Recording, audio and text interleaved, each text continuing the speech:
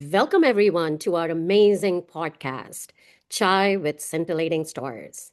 I am Chitra Saxena, president of IASNM, joined by Dr. Amol Thakurkar, our mentor and our immediate past president, and Deepak Kabli, who is our secretary and a true backbone of this podcast.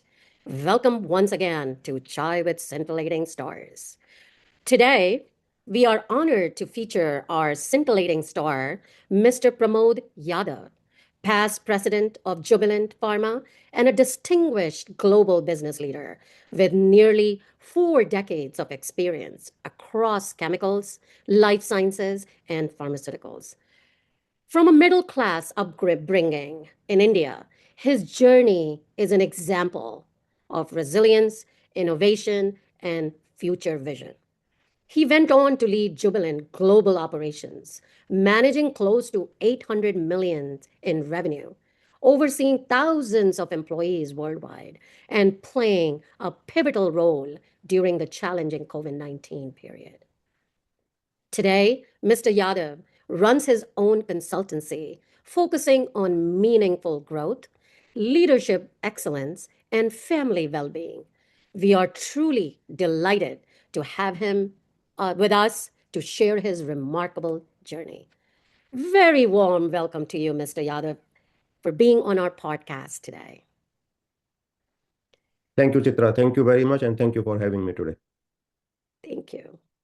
We will be asking you a few questions just so that you can showcase your amazing journey for others that can help so many people around the world. From a modest background to becoming a global CEO, which is a huge undertaking, what mindset helped you succeed? Can you please briefly talk about your fascinating journey? Okay. So let me first talk about the journey, and then we can come down to the mindset. As you mentioned, I grew up in a very normal middle class family. My father has been into the teaching background, and we had three brothers and a sister, and income sources were limited. So I grew up into the government schools in India. Did my education till 12th in Hindi medium, and when I got into college, then I switched to English medium. So that's how I grew up. In those days, there was not so much of the social media. There was not so much of the internet. Information sources were not so much available. I was put into the science as the subjects, and there were only two careers in the science. Either you become doctor or you become engineer. I took the option of mathematics, so engineering was the only line open for me. In engineering college during those days, admissions used to be on the basis of percentage you score in your 12th exam, and I didn't do so well, so didn't get admission into any good engineering college. So I had no other option than to continue pursuing the graduation. So that was the first setback for me in my life, that I missed getting into engineering when my friends have got into. But then I continued. I kept on looking at all the other possible options, started preparing for Indian administrative services, state administrative services, bank probationary officers, competitive exams. And also simultaneously trying if after graduation I can get into some engineering. And I found this university's, Bombay University's Department of Chemical Technology. They had the option to take into engineering after graduation. So I applied there. And by the grace of God, I got selected there, and I rushed there, did my graduation there in engineering from there. Through campus placement, I got into the Garware Paints, who had selected me into R&D, and I started my journey from there. Kept on working, did my part-time management from Jamnalal Bajaj in the process, worked into polymer industry, joined Jubilant in 1995. Grew up the ranks, managed their various businesses as profit center head, became president, then co-CEO. Sometime in 2017, Jubilant board asked me whether I can take charge of Jubilant Pharma into US. So with family and baggage, I came to US, took charge of their pharma business in US, which was a conglomerate of many businesses like API, generics, sterile injectables, allergy immunotherapy, radiopharma. I manage all these businesses as CEO, multiple units, as you said, multiple sites. But the journey had been interesting and had been good. So whatever I did, I am quite satisfied with that and quite happy with that. June last year, I took the decision to take the retirement from active corporate life and lead my own life at my own pace. So that's where I am currently. I'm doing consulting at my own pace, devoting time to myself and to the family. You asked what was the mindset during this entire process. Uh, Somehow, right from the beginning, I wanted to do good for myself.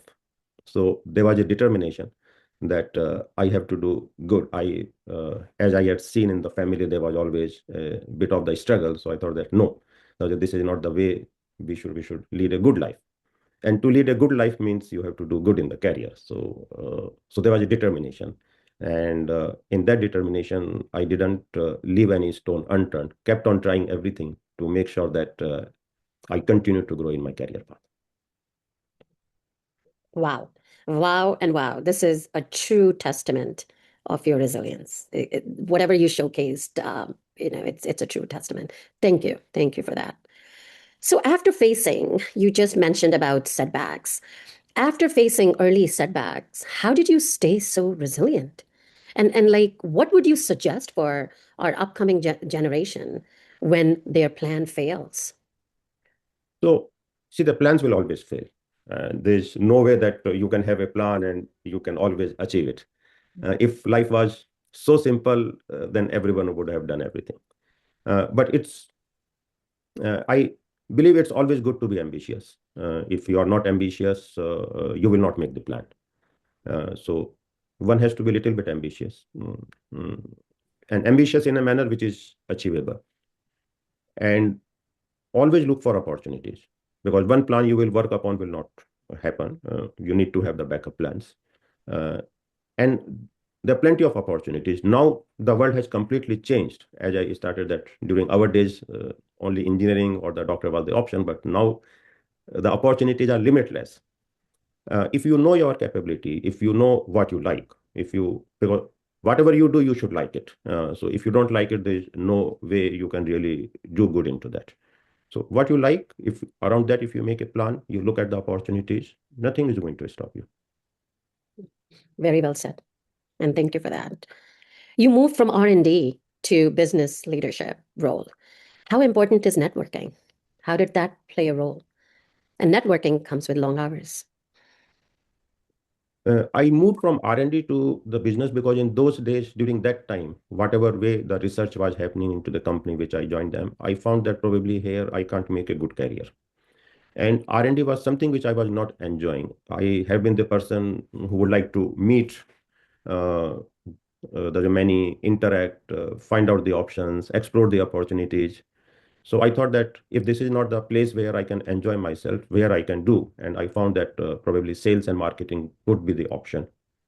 So I shifted into sales and marketing. And then I did my management, and that's the role which I started enjoying. Uh, Now, you have to be good in the networking. And you can be, it's not that you have to go and make the friends by purpose, but if you are honest to your profession, and if you are honest to the people you are interacting, they will automatically start appreciating you, and they will automatically start making sure that you are into their network. And once you are once you have developed that kind of the rapport, then instead of one individual, two individuals are working towards the achieving better. And then you assume that you keep on growing the network like this, so the your entire social circle is working towards achieving better into the life. It helps. Like if I give you one basic example, if one salesperson approaches you, sorry, if two salesperson approaches you with the same product, with the same quality, with the same price, with the same USP, their selling proposition, from whom you will buy? You will buy from the one to whom you know. Mhm. It's as simple as that. So more and more network you have in and around your area of operation, uh, that will always help. But you don't have to build it forcefully. You have to work in a manner that it gets built up on its own. Mhm. Yep. Awesome. Very well said. It's just like, well, I can give you an example. Organically, we built our network, and you tremendously help our society in Chicago, or McCormick Place, as you may remember. Yeah, of course. So we thank you for that. And that is another example of true, honest network. It was my pleasure. I could do little that during that time. Yeah. Yeah, it was a lot. So now I'm going to turn this over to our amazing past president. Take it. Thanks, Chitra. Pramod, I second a lot of what you said. Building, it's not just the network, but honesty is a key, and having a trust factor helps a lot. And your leadership clearly showed. As they say in Hindi, boon boon se sagar banta hai. So every small drop counts, but all the drops should be flowing in the same direction for the river to become a sea. So that was very apt what you said, and just shows your vision and your simple core of honesty. And as you grew up in your own path, you became CEO of Jubilant, which is a big deal. How would you describe your leadership style at Jubilant? Because you changed a lot and you achieved a lot at Jubilant. You turned around a lot of things. So, what was your leadership style that helped you achieve this, and what core values guided you in your path as the leader of the Jubilant Pharma? So for the leadership style, like there are always many management jargons, and the people use them. Yeah. They do the prioritization, and they say this is what one should do, this is what one should not do. But for me, it's very simple. Uh, what for company appoints you as a CEO? They appoint you because the company needs to grow, needs to give better return to their shareholders. They need to make a better atmosphere and the enjoyment and the fun for the employees who are working over there. And in the process, also generate the higher taxation and the revenues for the society and for the country. So the growth becomes the central point over here. And uh, you, to have that growth, you also need to have customers and the market available to you.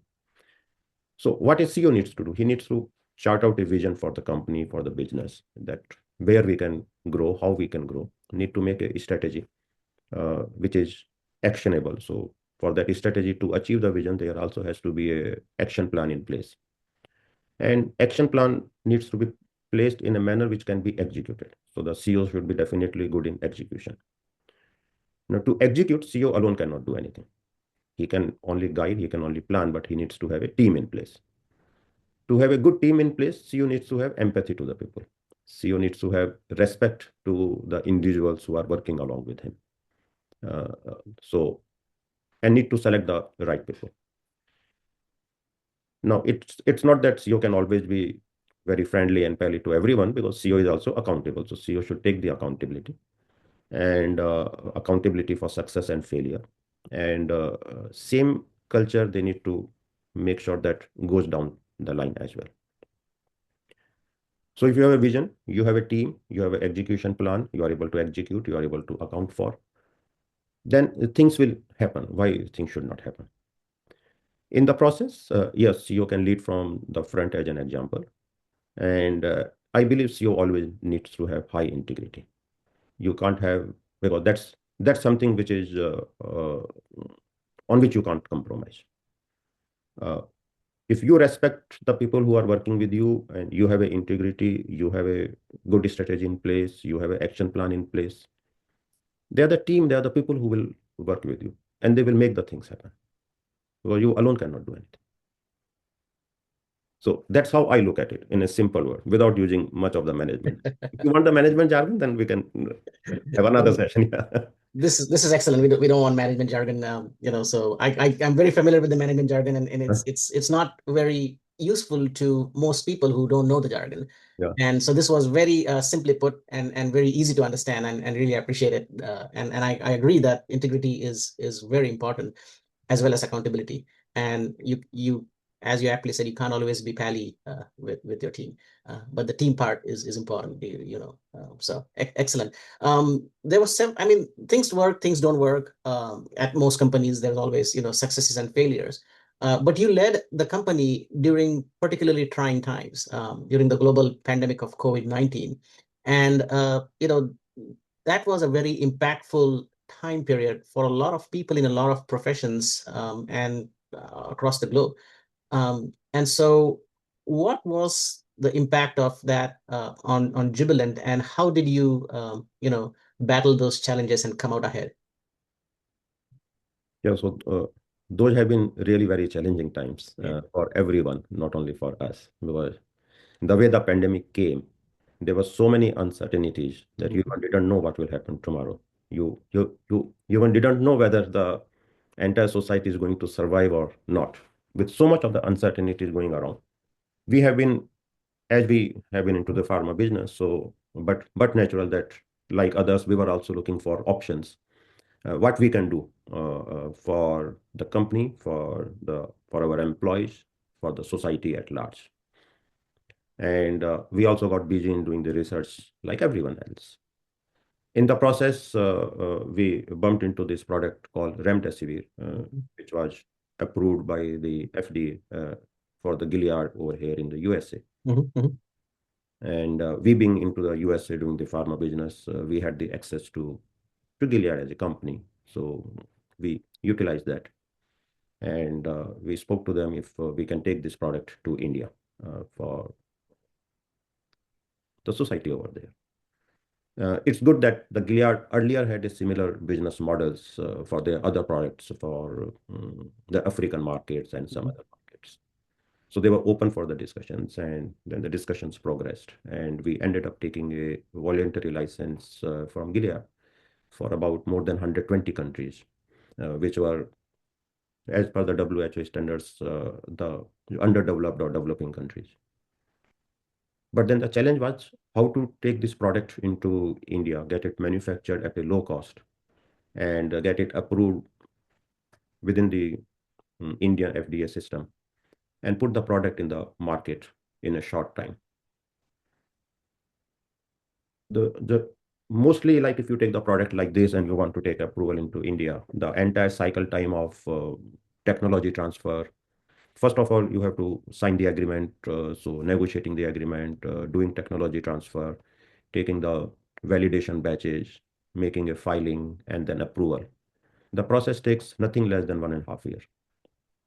But during those pandemic time, we really didn't have the luxury of the time. So we moved with the lightning speed. While we were concluding the contract negotiations, we started working in parallel how we will manufacture the product, where we will manufacture, what all regulatory filings we need to be ready with. So we started doing things in parallel. So we made teams. So the entire activity till the approval, we had broken down into various activities. For every activity, we made a team, told to the team, this is what you have to do. And you have all the freedom to take the decision.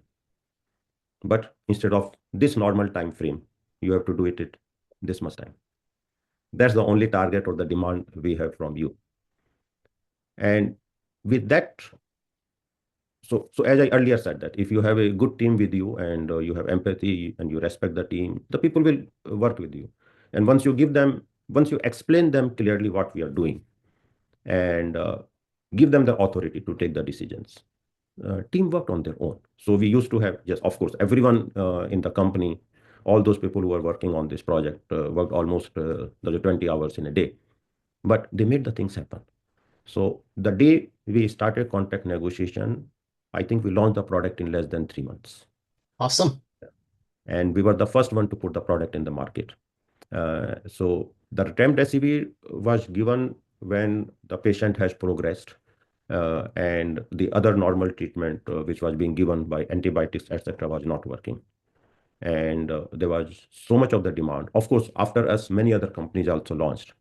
But there was the situation where everyone was giving call to us. And then at some point of time, even the local state police, etc., took control of our warehouses because the local police didn't want the product to go to other states. And all those things were happening in India.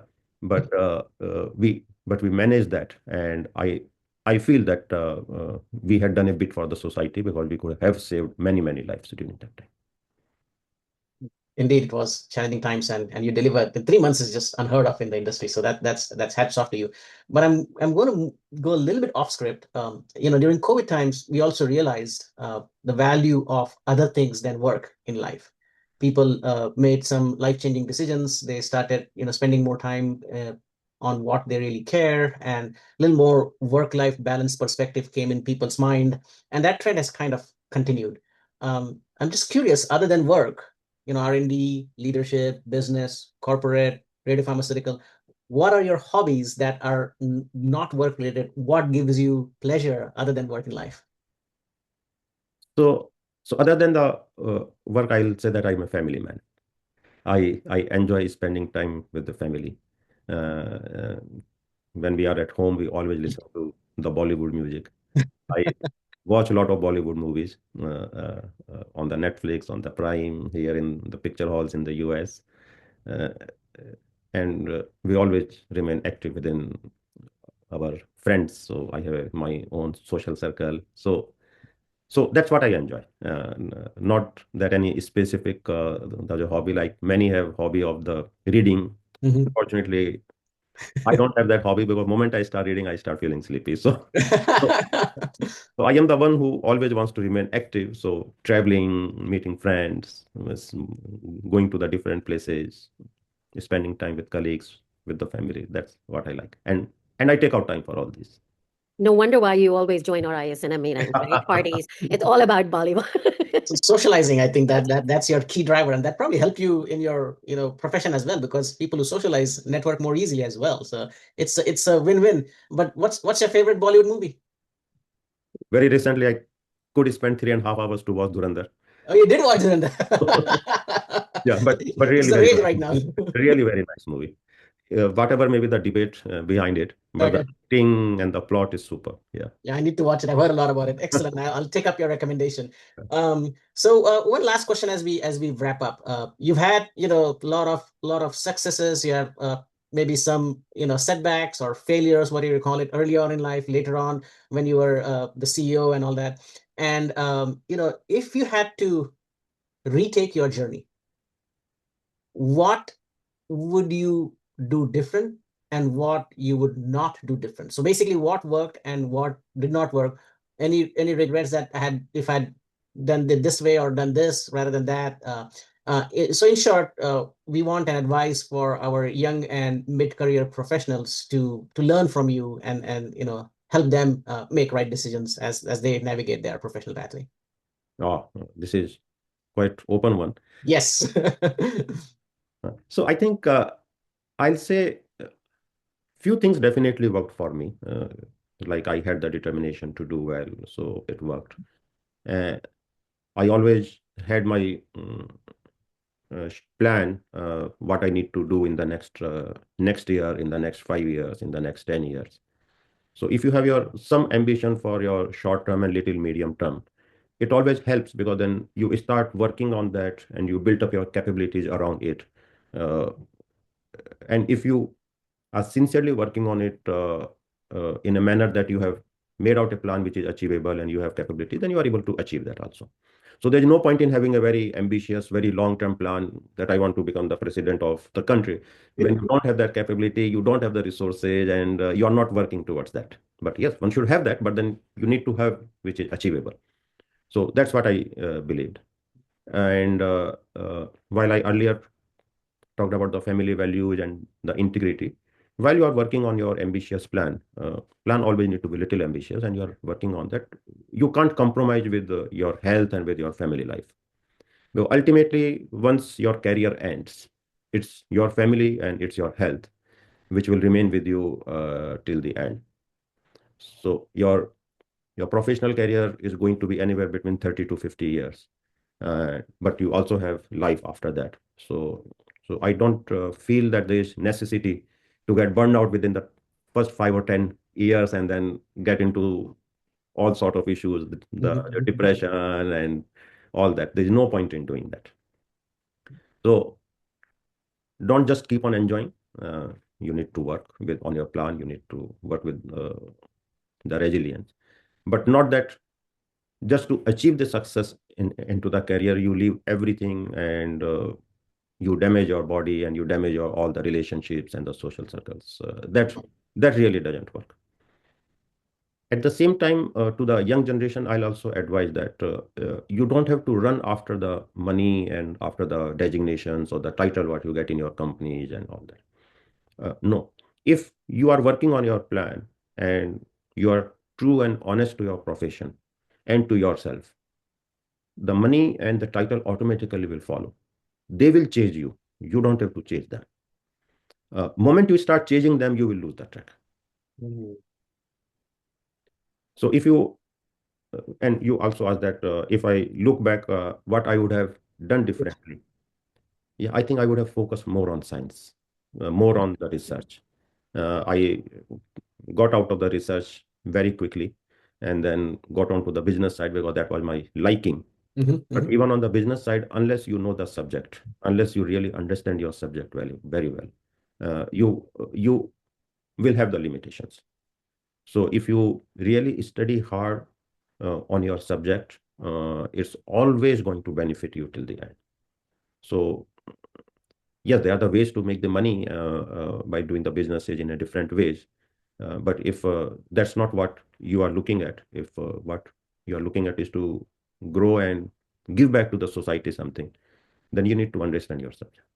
So please study hard as much as you can. And once you have done that, work diligently with your determination, with your plan, with your honesty. Keep taking care of your health and the family. That's how I'll sum it up. Excellent, excellent. So to summarize, subject matter expertise is very important. You can't be a very well-rounded leader without having that, and you should not chase money and titles. They should chase you. You should be so good that they should chase you, and it should not come at a cost of your personal relationships with your family and friends, because in the end, it's finally your social circle and your health that remain with you, not the titles or the money. So I think that's a very good advice to our young and mid-career professionals who sometimes get bogged down by the barriers that are put in, and they start chasing those titles in spite of those barriers. And I think that was a very good takeaway from you, that be so good that the barriers will disappear and the titles will chase you rather than you chasing them. So excellent. Any last parting thoughts before we end this? No, anything from you or Chitra? Because Yeah, I'm making Notes. spicy chai right now, so we can all go out and have some chai and watch Bollywood movie. How's that? yeah. Because Yeah. And I can tell you like that. Well, from ISNM, um, happy, healthy, and amazing new year to come, and many more years to come. And we would like you to be connected with ISNM and be with us. Come with us to India and give talks. We would love to have you, right, Amol? It's yes, definitely. We would love to get you involved and see what we can do. Especially now that you're a little more free because of your consultancy, you may provide some good guidance and advice how to set up these things in India. If you're free, we can look into you giving a talk on this subject at the next SNM India meeting if things work out. And next time you're in Atlanta, let me know and we can connect for a chai or a coffee together. Yeah, definitely sure. It will be my real pleasure to get connected between the Atlanta and with Chitra in the New York and with IASNM in total as such. And wish you all very nice holidays. Wish you all a happy new year in advance. Thank you. Thank you so much.